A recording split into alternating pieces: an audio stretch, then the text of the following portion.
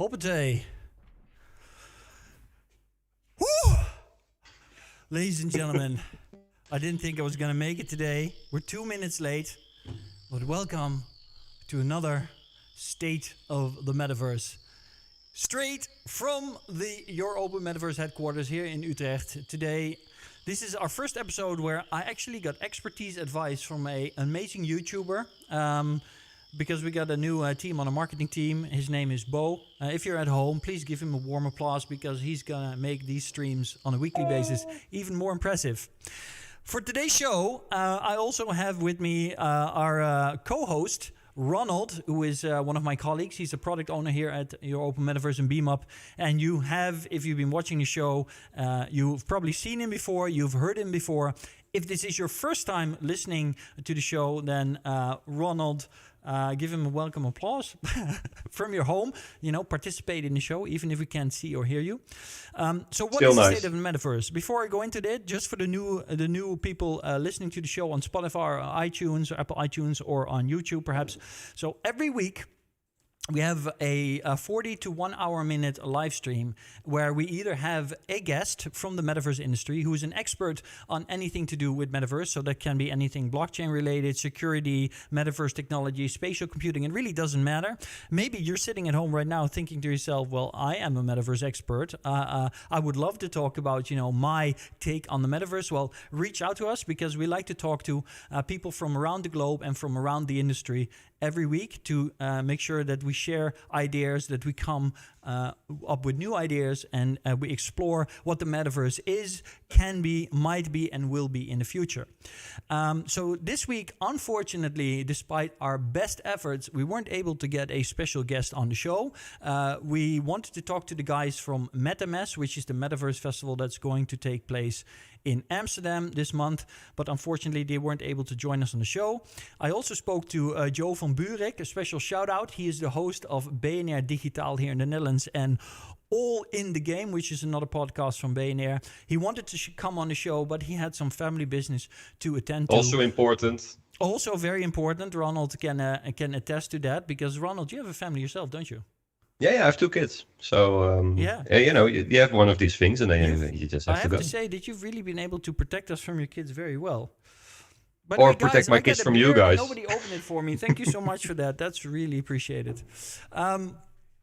So anyway, today's show, we did, of course, prepare for you. So what we normally do, if you're a first-timer listening to the show, is we always dive into some news topics. What's going on in the world of Metaverse today? What's going to be important in the world of Metaverse tomorrow? And so today, I'm just going to do that together with Ronald.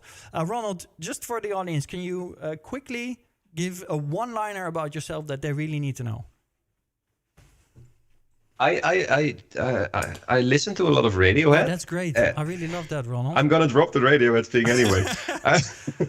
I listen to a lot of Radiohead. I always did that for 20, I think 20 years or something, or longer, 25 years. And it actually inspired me to pick up guitar and start playing. But that's not what I wanted to say. What I wanted to say is they released a very nice virtual experience like half a year ago on Epic Games. It's free. You can download it. It's amazing. It blows you away. You just have to turn on your sound, and especially if you know the music from back then, it's one of the most impressive virtual experiences I have ever seen. So there you go. Awesome. Thank you so much.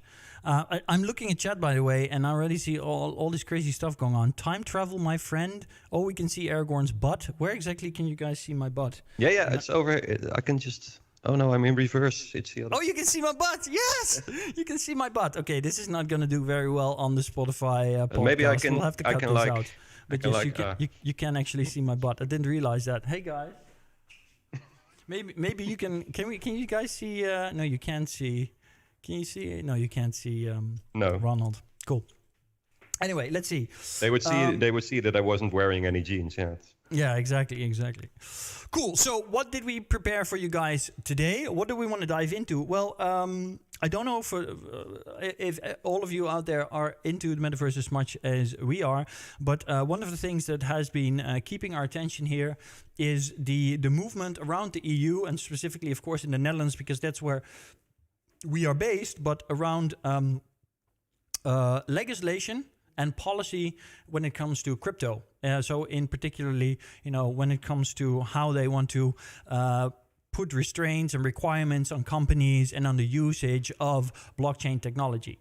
And one of the things that was a big topic recently was, of course, that the European Union, as a part of their MiCAR initiative or policy making, they had this conversation around basically putting laws in place that made it basically banned non-custodial wallets.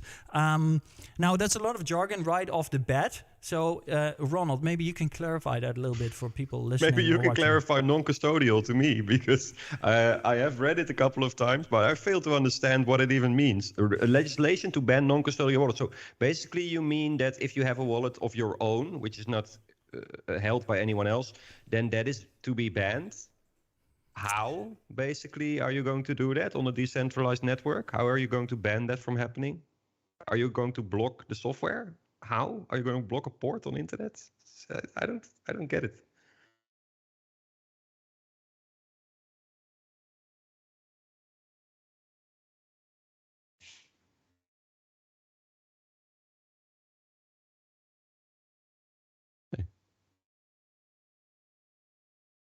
Dude, I lost you.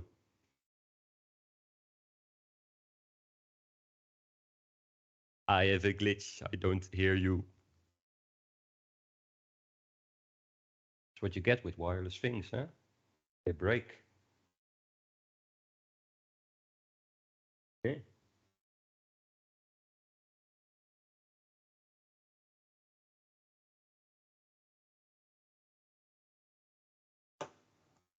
Give me 1 second.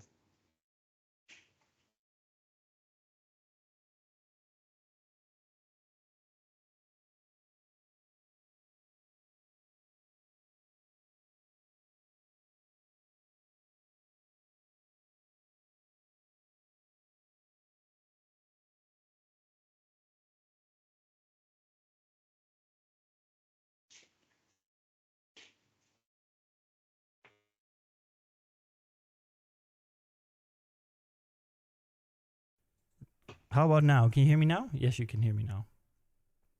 It's fixed. Yes. Thanks, Johan. Yes.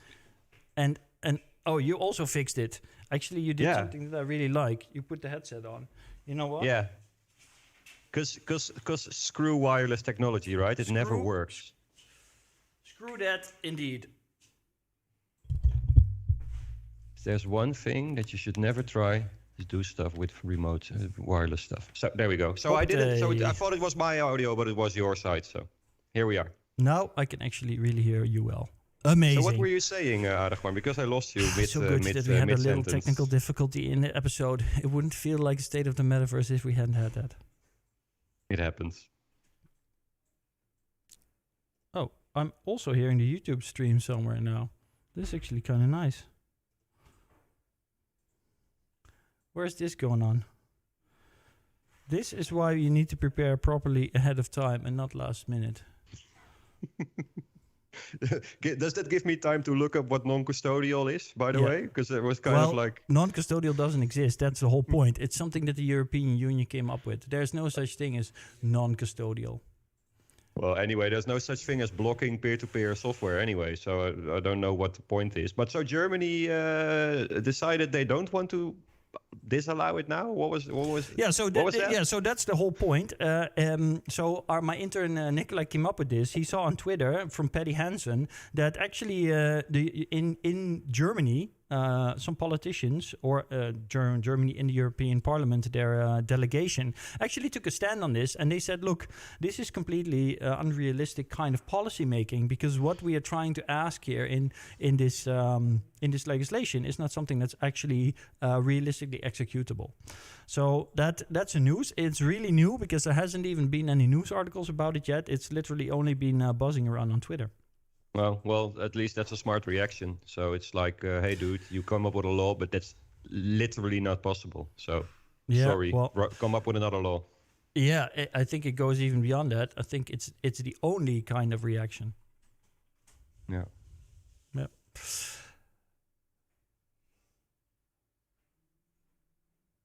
What the hell? Why do I hear myself the whole time? Oh my god. Okay, just not gonna think about it. You're hearing voices again. I'm hearing voices again. Okay, so what else do we have here? Ah, yes. SoulBound NFTs. Tell us, what are SoulBound NFTs, Ronald? Well, as you know, because you've also played World of Warcraft in the past, SoulBound is a concept of an item that once it attaches to you, to your soul or to your identity, it's bound to you. So you cannot trade it to others. You can only destroy it. And Vitalik Buterin wrote an article about that some time ago. Where he was theorizing about how would that work for Ethereum NFTs, and how would that look like, and then what can you do with that if that's actually possible on a technical level? Then how can you apply that? Well, and then maybe you can have like entrance, like proof of entrance or proof of attendance happening, because the proof of attendance, it's uniquely to determine that you were at a certain place or location when something important happened, and you don't want those things to be tradable. So if stuff is soul bound, then it's bound to at least that identity that you had at that time when you were at the event, which is really cool. And I think on Solana it's also being investigated to build a similar thing. Yeah, but okay, so I hear you, right? You're saying I think it's really cool. And I'm not going to say that I don't think it's really cool. But what I'm really wondering about, does anybody really want this? I mean, look, thinking about a soulbound item, I'm a World of Warcraft player, right? And many Metaverse fans, of course, out there are former gamers. In a game like World of Warcraft, why did they come up with the concept of soulbound? They came up with the concept of soulbound so that you cannot give some super powerful, magical, or legendary rare item easily to somebody else. Because when they first did that in the initial World of Warcraft, like closed beta, and I actually played closed beta, they did have that, and they didn't necessarily have soulbound items, and all kinds of problems rose from it within the game mechanics. So without going too deep into that, the whole reason for coming up with something to be soulbound is to solve game mechanic problems. Well, let me give you a practical example. Okay, yeah, that's the point. That's what I want to hear. What is the? Why would we practically want something to be soulbound? What if you want to have a metaverse, a metaspace, an experience that is only to be visited by certain people, for instance, of a certain age?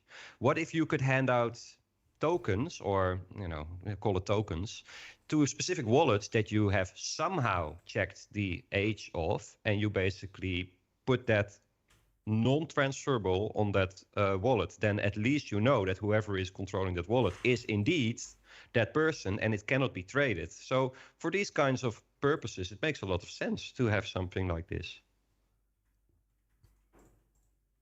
I'm having kernel panic, I think. Can you explain that one more time?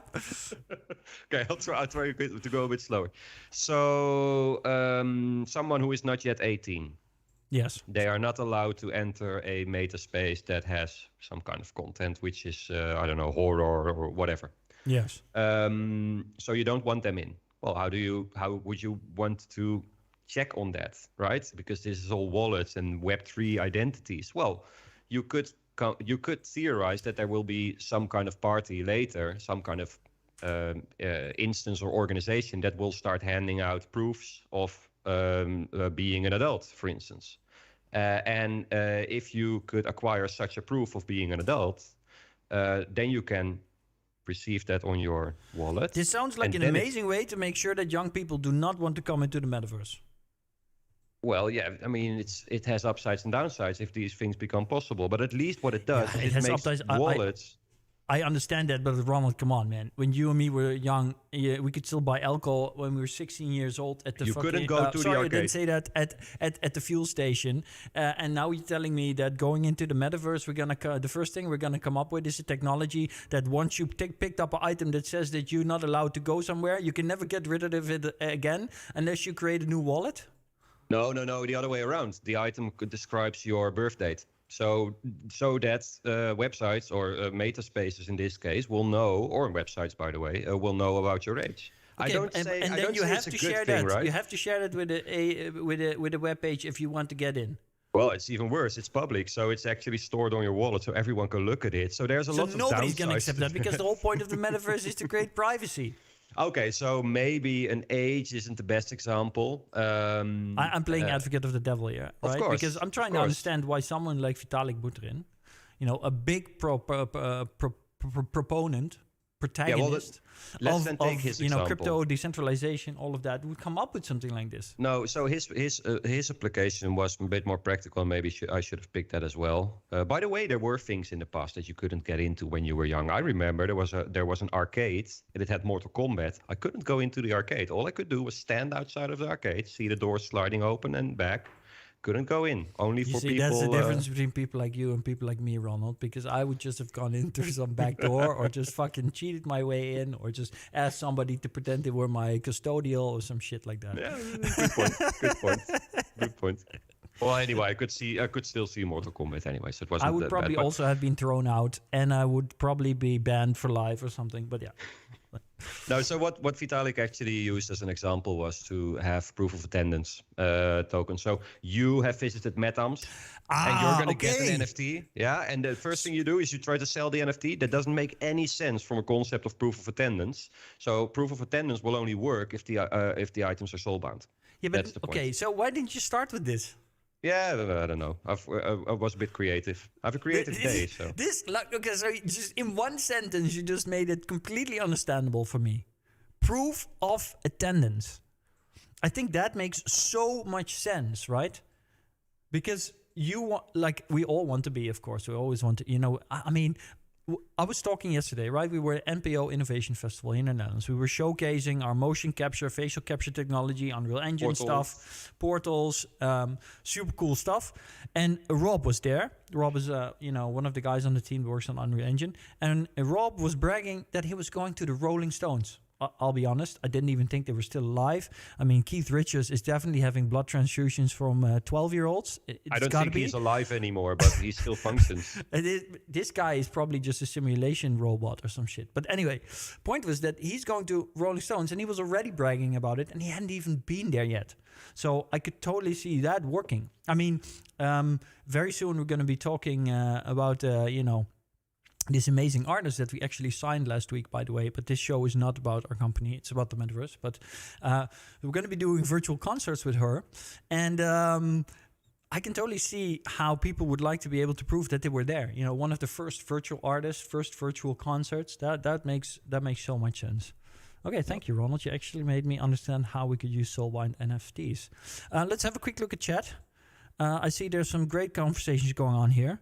Something that I cannot mention because then we cannot go onto Spotify anymore was the last remark from Marky. I'm not going to read that.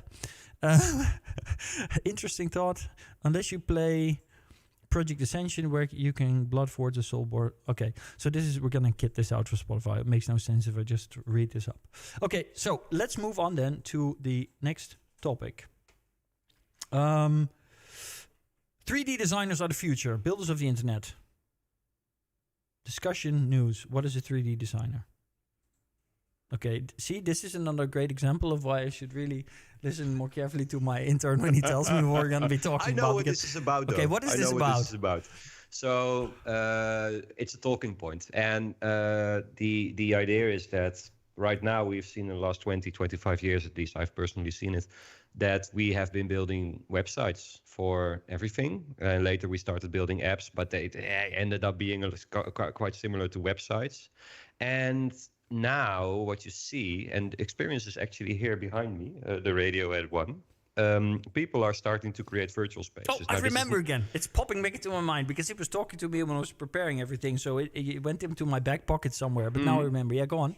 Yeah, and of course this is not new, right? We've been in virtual spaces ever since Doom was, or I would say Wolfenstein was launched. So there have been, of course, people building 3D spaces for a long time. Okay, go on. Sorry. I know what you mean, actually. The insight is, of course, that you. I bet this game was a favorite of Alex, our CEO. Just throwing that out there. But maybe. Let's see. Yeah. So the point is that, and we see it already at our company, that next to developing a website, we suddenly have to start thinking about developing 3D spaces. And there is a lot of, it's a very interesting job, by the way. And if you believe that we will move into virtual spaces more than in flat websites, and we won't be scrolling timelines, but we will be actually walking around in spaces. All those spaces will need to have to be created. And that requires a whole different kind of artist, which is not a web designer, it's not a web developer, it's more like an architect. And I've seen them work on creating levels, and it's a lot like architecture in some aspects. Actually, I think this might be, for those of you listening out there, the show has been going on for 20 minutes. And at some point you might have been thinking, why am I even listening to these guys having a beer on Friday afternoon? They don't know what the show is about. They have no script. But this is the moment, right? This is the moment that's going to make it all worthwhile for you. If you're out there and you're building a business and you're thinking to yourself, I'm in Web 2.0, but Web 3.0 is coming. What does that mean for me? Well, here's it. The point of this conversation is that up until this point, it was all about coding. You wanted those smart kids that knew how to build websites, to know how to code in all these coding languages and all of that shit. But now we're moving into Web3. And what is Web3 about? It's about spatial experience, right? We're going from flat websites, we're going to three-dimensional experiences, and we try to involve more senses. And what is required for that? 3D computing, spatial computing, Unreal Engine, and Unity. So the coding language of the future is what 3D designers work with, and that's the point. We've seen, let's go and look at some of the numbers. I don't know the exact ones, but what I do know is that for the last 4 years in a row, the demand for Unreal Engine developers around the world has gone up by 400%, 400% on average. New Zealand saw a growth of 900% 3 years in a row. Singapore saw a growth of 800 to 900% 3 years in a row. The UK saw a growth of 300%, 400%, and I don't know what last year was. But that is the point. If you think before the Metaverse boom. That's before the Metaverse boom. That's before the Metaverse boom. Right? In fact, I don't know why Arthur just signed his new contract, because he probably should have asked for 6 times the amount of money, and we would have probably given it to him. Does he have? Where's he anyway? Oh, he's there. Oh, he's there. Shit. Okay, because people like him are gold dust. That's how much in demand they are right now. So if you're listening to the show and you want one takeaway that's going to be worth it for today, it's the future is 3D computing languages like Unreal Engine, like Unity, etc. And you need talented young people like Arthur, like Rob, to work with that stuff and build in that stuff for you. That was it, right? Yeah. Did I miss something? No, I think it's you made a very good point out of it. Cool. Pretty nice. Let's see what chat says.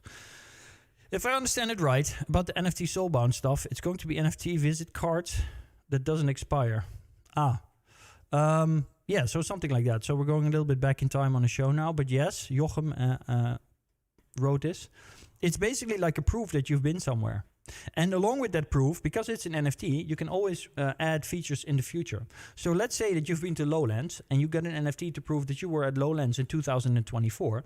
Then Lowlands 2025 could say, okay, on the third day of Lowlands, everybody that has an NFT that proves that they were here last year can go to the alpha tent and they can pick up an ice cream there. Right? Yeah. And I know this perhaps not the most inspirational idea, but the point is that is where we're moving. Because then all these people can come there with their phone. They can walk up to a terminal, and this is, of course, not going to be tomorrow, but in the future it will work like that. They can just tap it with their phone, prove that they were there through the NFT because it's connected to their wallet, and then they can get their ice cream. And so this way you can re-engage with audiences from previous events and make them feel special, reconnect with them, and thereby also, motivate them to partake in future events, etc., etc. Yeah, and there's also the possibility of proof of purchase, right? So after you've purchased something, you get some kind of a receipt. I mean, there's more possibilities. By the way, Lowlands is a music festival. I think you need to explain that because in the Netherlands, everyone knows Lowlands, but probably... there might be some people listening that are like, very good point. Yeah, Lowlands is like it's like the Burning Man of the Netherlands, ladies and gentlemen. Well, not exactly. It's not at all like Burning Man. It's a Coachella of the Netherlands, more. It's exactly. Yeah. Coachella of the Netherlands. Yeah, that's it. Cool. Cool. Okay. Let's see, what else do we have on the calendar? Okay, so we don't have so much on the calendar because we don't have a guest today. So maybe I'll just go a little bit off the rails here, and I want to discuss with you, Ronald. There's 2 weeks left, and then we have a very big week. A lot is going on in the Netherlands in terms of events that are related to or are part of, the metaverse development. So let's quickly have a look at this. What's in my calendar? Because where are we going? We are going with our team. We're going to the Dutch Blockchain Days. Yay! We're going to Metaverse. Yay! And although we're not participating, there's also going to be something, I think, around TFAF. So the art thing in Maastricht. Oh. That's a lot of stuff going on. So why do you think people should be going to events like these? Let's put ourselves in the shoes of somebody listening to this podcast or to this show. They're an entrepreneur or they're in the metaverse space. Why should these people be going to events like this? Why are you going to events like this, Ronald? Because we're going, right? I mean, ultimately, it's to get. I think I remember visiting South by Southwest Festival a couple of years ago, 10 years ago by now. And it was like being thrown into the future, because what you could see there was all the relevant companies doing all the new things and actually showcasing it and demoing it. It was a massive network event for people that were already in that space. And it was for people that were, relatively less into it, like I was back then, with the developments that were there at the time. It's a great way. It feels like walking 2 years into the future. It's not like super out there, it's impossible things, but it's like you see everything that's going to come out into the market like next year, the year later, and everything is just nicely and tidily collected in a single space. And there's free drinks, and there was a lot of music. There's free drinks. There we have it. There we have it, ladies and gentlemen. There's free drinks. Free drinks. I'll be honest, right? I'm not gonna name names, but last year at the end of the year, we went to a different conference, and the team here with each other, and we said, like, we could have spent our time because we invested in a booth there. We thought to ourselves, we could have probably used that money in a better way. We could have used our time in a better way. It seems to me, and I'm just going to play advocate of the devil here, right? Like, all of these events are just excuses for people to get free drinks. Yeah, maybe for some people that's true. But I think you shouldn't underestimate what happens if you get free drinks and you stand together with a couple of people that you would normally never do, because they are not part of your normal ensemble of people. Amsterdam Rai, I don't know where they're going to do it. Okay, but there's no metaverse yet, Ronald. There's no metaverse yet. So we could work it out on some kind of platform. There's a couple of platforms. It will allow us to extend our physical world into a virtual realm to augment it, right? So I don't think that at any point in the near future, we're going to do things exclusively in the metaverse. There needs to be some kind of connection to the real world. And I think that MetaMask is a perfect example of that. Apart from that, I think that it's super early days. And I'm surprised in a way, because I'm starting to we work in this business every day, all day long. And we think, metaverse. But we have a contact at Xsense Movella. That's a company that we work with for the motion capture suit, Remco. And Remco went to Monaco to the Formula One. And one of the things he posted on LinkedIn was he was talking to big, big people there that have a lot of money, and they're investing, and they're, in manufacturing, all kinds of stuff, business people, and they don't know about the metaverse, right? These people are not aware of this. So if you want to build awareness for this rising industry, for this rising technology, or actually I should say for this rising, set of technologies that together enable the metaverse, and you want to bring everybody on board, then you can't say, oh, we're just going to do all of it in the metaverse. Because that's like saying, okay, we have a biker club and we want people to join our biker club. So we're not going to get on our motorcycles outside and drive around so they can see us, but we're going to sit inside of our clubhouse and talk to each other about it. I don't think that's the best example, because I kind of went down, Sons of Anarchy in my mind there. But yeah. The point I'm trying to make is that if we want everybody to join the fun and they're not there yet, then we can't do that by just going into our own virtual world and hoping that other people are going to join us. And You might be right. Yeah, and the shaping of the metaverse is something that concerns everybody, all of us. We all need to partake in it because we don't want to make the same mistakes that we made with the internet in the end of the 90s and the 2000s, where we didn't know what the hell was going on. And so big tech had an opportunity to kind of get on the horse and ride away with it. Right? So this time we should know better, and we need to, those people like you and me that know what's going on, need to involve other people that don't know yet what's going on, and we have to do that in the physical world. So in that sense, I think that an event like Metaverse can be really valuable. So stream kind of died, and we're back. It's back. A good minute and a half of buffering. Okay. Connection got lost, I'm afraid. It's a rough ride today. It's a rough ride today, yes. And you have no idea because I'm also feeling rough. I bitterly have sweat dripping down my back. We have to cut that out for the Spotify podcast, I think. I think we're going to reach the end of this episode. You're cutting out, indeed. I'm cutting out? Yeah. Maybe it's the internet gods trying to tell you something. Is it the internet gods? Everything on this side looks fine, but I also see that the connection to you is hampering. Is somebody else up or downloading anything? Somebody watching YouTube streams? Pornhub? Okay, we'll have to cut that out as well. Wow. Okay, cool. I think we're going to leave it there. It's 4:35. We talked for about half an hour about different topics. We hope we made you a little aware of the stuff that's going on. We covered some news items. So for the next episode, what I would really like for those of you watching today live and for those of you listening on Spotify or Apple iTunes or anywhere, if you have ideas for topics that we should be covering in the show, please leave it in the comments or send me a message at aragorn@beemup.com or go and visit me on LinkedIn and send me a message there.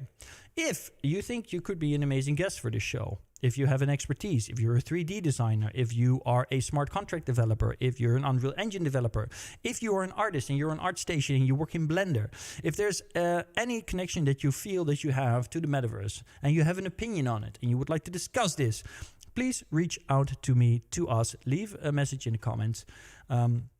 Make us aware because we're totally happy to get everybody on board because Metaverse and building the Metaverse is a collaborative co-creation where all of us need to have a voice and need to think about, how can we create this open, decentralized and inclusive meta society in the future. Of course, if you have a higher level of expertise in something, that will definitely increase your chances of being invited on the show. But don't worry. I hope we'll have this show every single week of the year for the next years to go. So that means we will have plenty of slots. Low latency. Okay, this is chat. I'm going to ignore that for the moment. Anything else? Oh, yeah. So this is being live broadcast on YouTube. It's also going to be edited by Bo later this weekend or next week and then re-released in a nice and beautiful format. If you're watching the video, make sure to like and subscribe to the channel. If you're listening to this on YouTube, make sure to like the episode if you like what you heard and you want to hear more of it. And make sure that you give us a 5-star review. If you're listening to it anywhere else, make sure that you share this with your friends if you thought it was worthwhile, because that will really help us to grow the show, get more guests, get better content quality, and it will also incentivize me to pay more attention when my intern is briefing me on the preparations for the show. That was a joke. You can laugh right now. Ronald, is there anything that I forgot? Did you enjoy yourself? Be honest. I did, but I've had better times and better episodes. I'll be honest about that. I'm feeling a little dodgy at the moment, but better luck next time, right? Better luck next time. Okay, one more thing for those of you from the community that tuned in to this episode on our Telegram group. If you're wondering, why they're not talking so much about the project anymore, about your Open Metaverse, the platform, about what BeemUp is doing as a company, because I'm investing in this or I'm waiting for the token generation event. No worries. We're going to do an AMA every month, once a month, where we talk about all the developments of the platform and our company going forward. We're just going to separate that from the show, which is meant to explore what's going on in the Metaverse industry. That means that I think next week or the week after, I'm not 100% certain. Let's see. Today's the 3rd. So, yes, we originally planned to have another AMA on the 16th of June. But I think it's going to be the 9th, because the 16th will be at MetaMask in Amsterdam with the team. So the 9th of June, which will probably be next week then, we're going to have an AMA episode where we're going to answer all of your questions, all of that good stuff, and tell you about the progress that we're making in developing our platform and our software development kit and the customers that we're hoping to bring in. That's it for today. Ronald, is there anything you want to say to the audience? No, thank you for watching, I suppose, and see you next time. That is great. Then I have only one more thing to do, and that's this. And then I gotta do this, and then you're not gonna rickroll us, please. Then Don't I'm gonna play this little button here, and I'm gonna go like, see you later.